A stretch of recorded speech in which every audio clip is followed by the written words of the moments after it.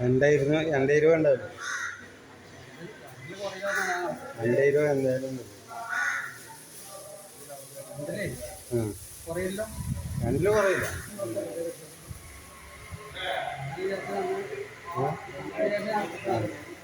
എന്തോർത്ത് ഇൻഷാല്ലാ മത്സരത്തിൽ ഇപ്പോൾ പുതിയ കമ്പനി കയറി നാളെ അടുത്തോട്ടം നോക്കണം.